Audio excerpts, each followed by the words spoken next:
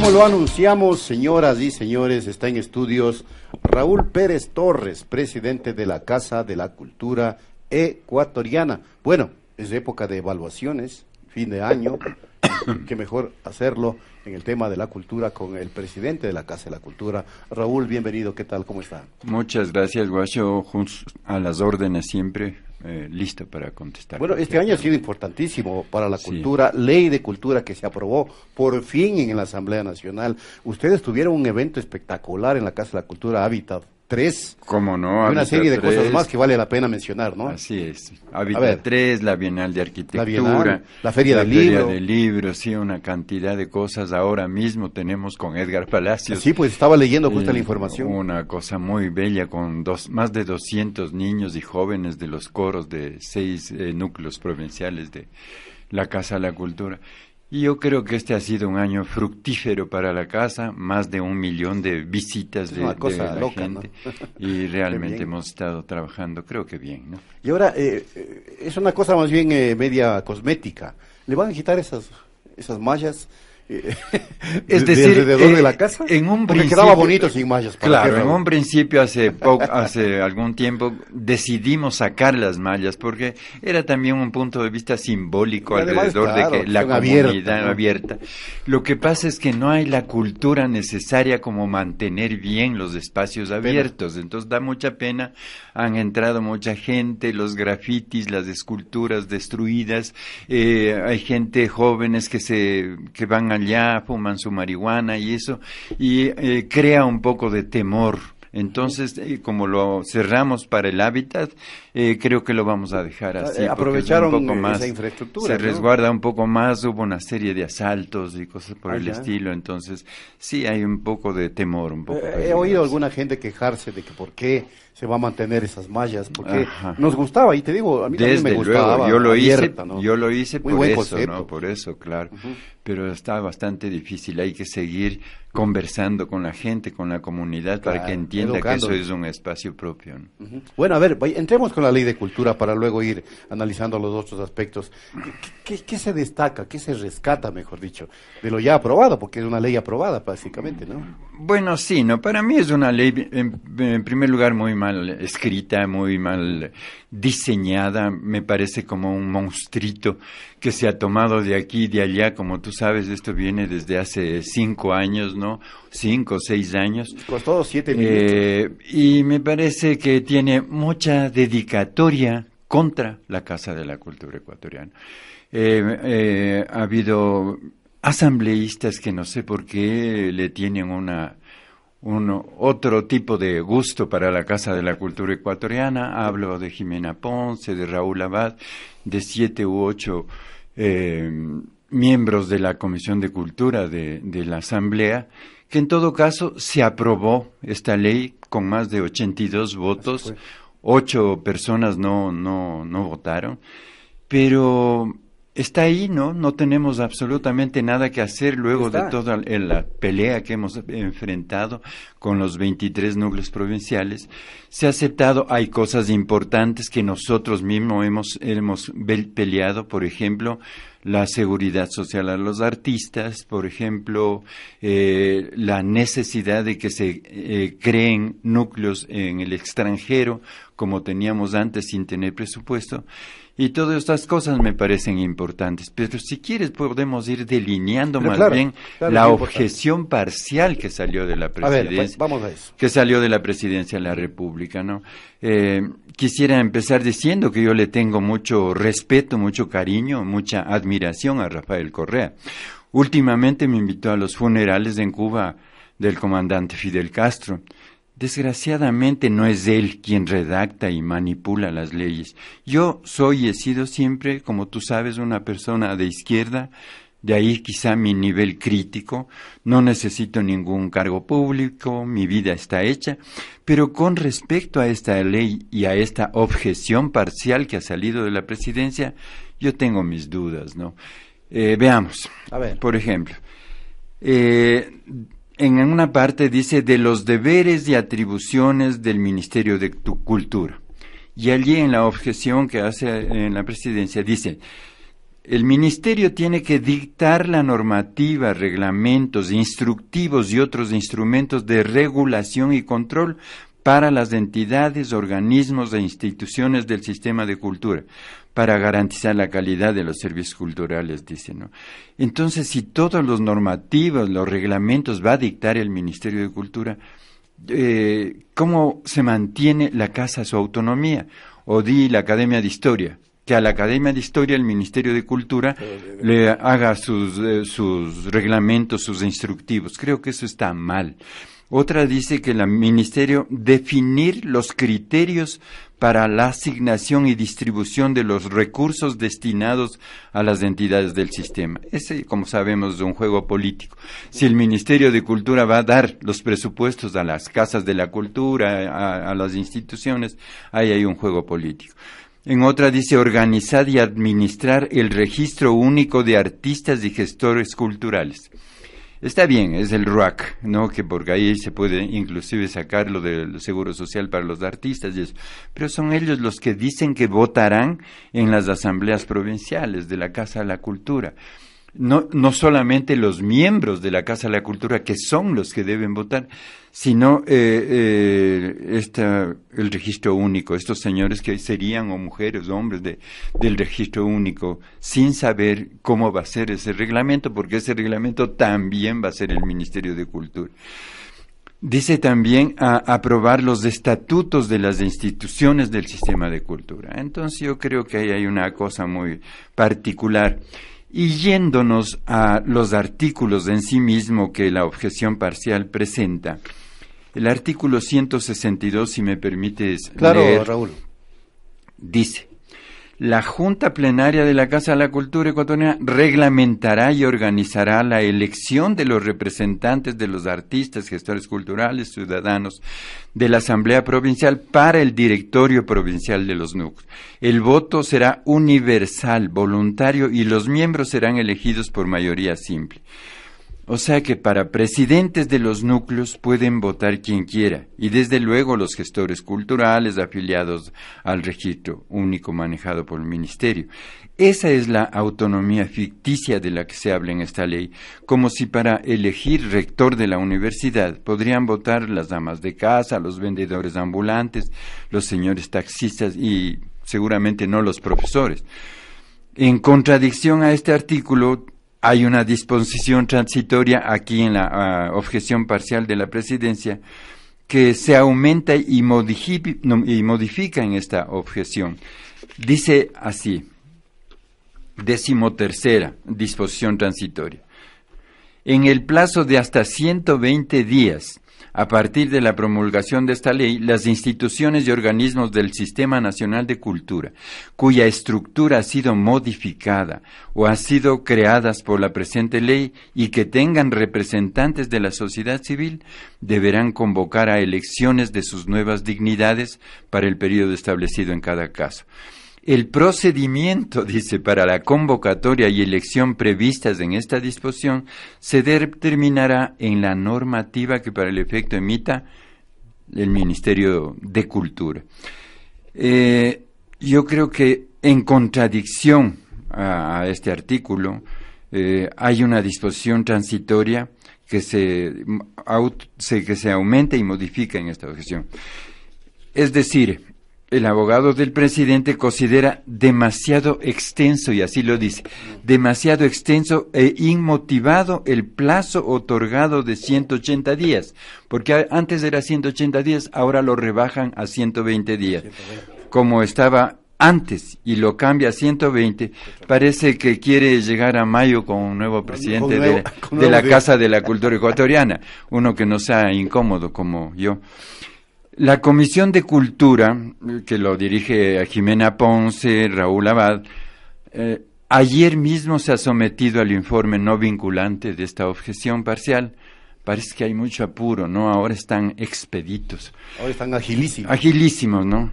Allí mismo, y para que se vea la dedicatoria a la Casa de la Cultura, dice: las instituciones y organismos del sistema cuya estructura ha sido modificada deberán convocar elecciones. No hay ninguna otra institución de elección directa que no sea la Casa. Claro. No hay ninguna. Está dedicada exclusivamente a las dignidades de la Casa de la Cultura, que como tú sabes, hace en todo este año más de 12 presidentes de los núcleos de la Casa Matriz hemos sido nombrados, pero quieren que haya nuevas elecciones sin aceptar esa forma democrática con la que sí. Y la contradicción con el artículo 162 está en que en este caso el procedimiento para la convocatoria y elección previstas en esta disposición se determinará en la normativa, dice que para el efecto emita el ente rector.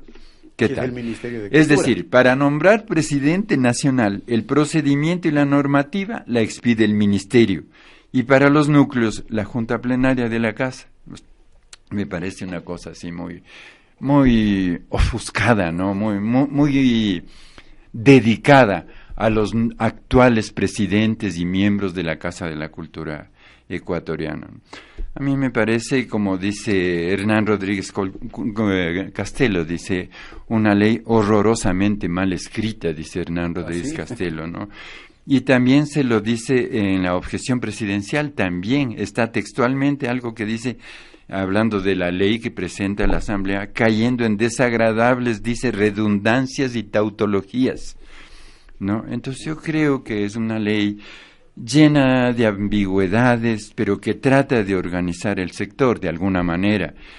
Está lo que siempre hemos luchado, lo que te dije anteriormente, la seguridad social para los artistas. Tampoco le veo yo tan claro eso, pero ya vamos a puntualizar. Sí, no está muy claro, pero está de todas maneras, ¿cómo se va a hacer? Claro, el certificado de competencias, la legitimidad que pueden tener los artistas para ser de la seguridad social, la posibilidad de crear núcleos en el exterior, algo hay de patrimonio, pero es un Frankenstein burocrático. Y en cuanto a recursos, ¿cómo mismo queda el tema? Porque uno de los principales problemas de la Casa ha sido eso, la falta de recursos. ¿Esto no le fortalece en ese ámbito? Es decir, por lo menos lo ordena, porque dice que habrá unos parámetros, y esos parámetros son el número de habitantes de cada región de la patria, dice la estructura que tenga cada Casa de la Cultura, dice los planes y proyectos que se presenten para el año subsiguiente, y más o menos está, si eso se puede delinear así, ojalá, porque ya el presupuesto de la Casa, nosotros vivimos solo por la solidaridad de los artistas realmente, ¿no? Y hablando de patrimonio, porque hay algunas cosas que contempla lo del patrimonio que me parece bien, pero hay una barbaridad en esta ley. Dice que todos los objetos culturales, es decir, repositorios, colecciones de pintura, museos, etcétera, eso, ¿no?, son del gobierno nacional, dice, no del Estado. Entonces, con razón, barbaridad. Yo digo con razón, en el tiempo de León Febres se llevaron todo, ¿no? Claro. O sea, porque es del gobierno nacional. No, pero yo creo que hay una equivocación en la redacción. Total, ¿no? Pero que no se ha revisado. Además, como te digo, tengo miedo. Yo lo digo de una manera sencilla y lo digo porque todos los días estamos en contacto con los 23 presidentes de cada uno de los núcleos provinciales. Hemos desarrollado una sesión permanente.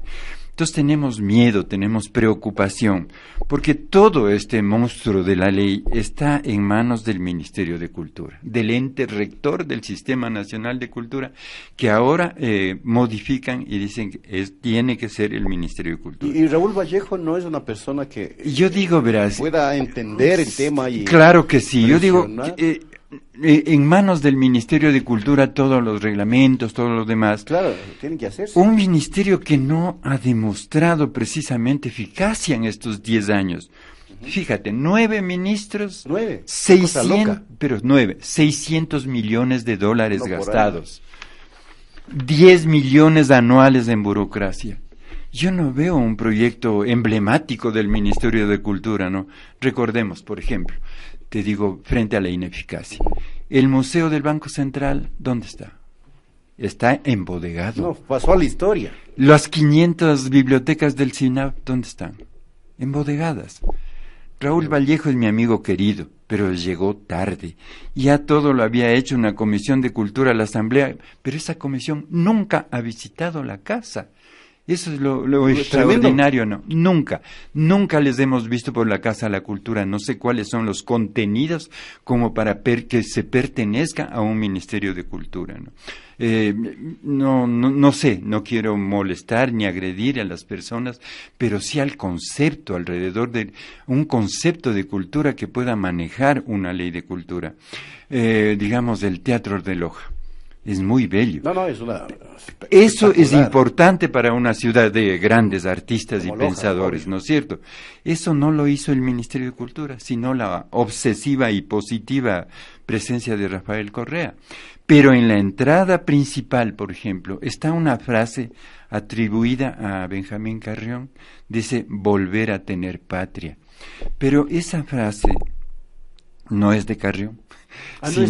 Sino es de un español, Joaquín Costa, que manejó como una proclama en España después de la derrota del 98 y que Benjamín lo cogió como para conceptualizar lo que queríamos hacer, ¿no es cierto?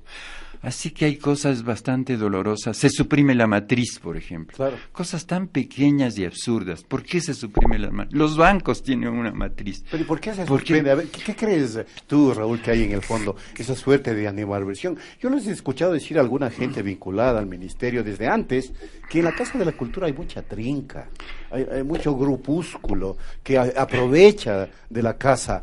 Y claro, todo es beneficio personal, agenda personal. He escuchado de eso. Claro, pero lo bueno es que tú has estado en la Casa de la Cultura, claro, y sabes cómo se ha manejado la Casa de la Cultura. Pero esa animadversión no se puede manejar en una conceptualización para la patria, una conceptualización cultural.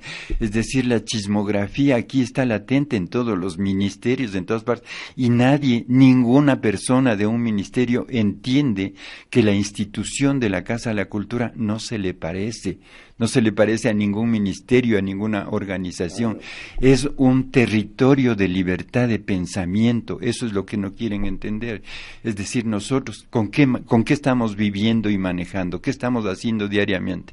Multiplicando el pensamiento de la patria en todos los órdenes. ¿Hace algún ministerio hace eso?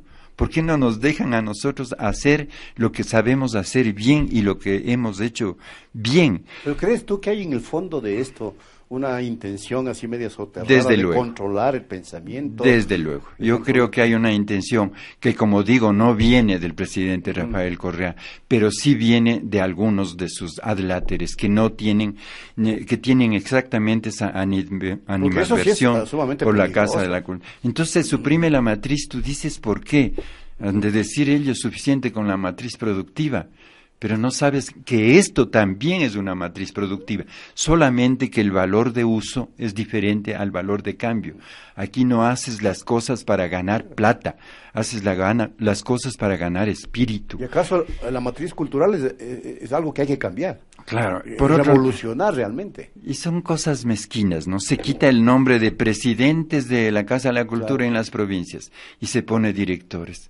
O sea, ¿qué es esto? ¿Qué concepto? Al menos el de la matriz sí queda como presidente nacional, ¿no? Sí, pero ya no es de la matriz, sino es una sede social que parece deportiva, no sé. Tremendo. Una sede social. Se le quita presencia, claro. ¿no? Importancia. Y esto no, nosotros hace 5 años habíamos decidido crear el núcleo de Pichincha. Hace 5 años, el núcleo de Pichincha, se le encargó a Rubén Guarderas como presidente del núcleo de Pichincha. Cuando presentamos la información al Ministerio de Finanzas para que se dé el dinero para crear ese núcleo, dijeron que no hay dinero. Y ahora parece que serían ellos las personas que están creando el ministerio están creando el núcleo de Pichincha, ¿no? Eso estaba creado desde hace 5 años. Yo digo, no necesitamos una ley para organizar la cultura, sino para organizar el Estado en función de la cultura, ¿no es cierto? Eso lo ha repetido Iván Egues también en muchos de sus escritos. Y hay algo que decía Fabián Núñez Vaquero, otro gran escritor ecuatoriano. El burócrata de la cultura necesita de una ley de cultura para sojuzgar, someter por medio de la cultura de la ley al cultor, al creador social. Y tenemos, Yo creo que, por ejemplo, hablando de autonomía, la autonomía favorece el juicio crítico y la obediencia lo anula.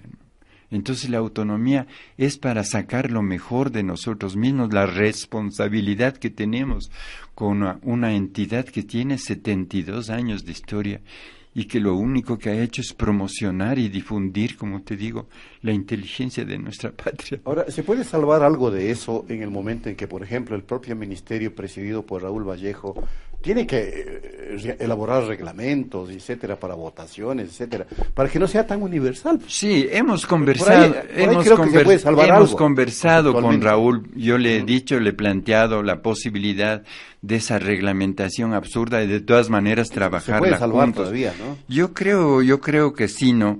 Y de todas maneras, como están de salida, esperemos que el próximo gobierno tenga una sensibilidad cultural. Tú sabes, es bien difícil, ¿no? Después de la inteligencia de Fidel Castro, como entendió la cultura en un proceso revolucionario. La cultura y la revolución, decía, por ¿no? Dios, en un proceso revolucionario, nosotros tenemos que seguir peleando con eso. Ahora esta ley está mejor que hace 4 o 5 años, hace 4 o 5 ministros. Bueno, tampoco había ley. Eso te digo, hace 4 o 5 ministros la idea era arrasar con la Casa de la Cultura. ¿no? Algo se logró, digamos. Ahora, desde luego, algo se logró.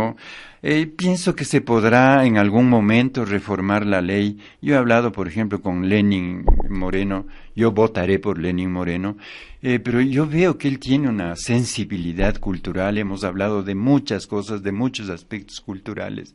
Igual María Fernanda Espinosa, que siempre ha estado trabajando dentro con Lenin, ¿no? de la cultura, ¿no? Porque esta es una ley controladora, es una ley concentradora que que nos quiere de todas maneras cortar las alas.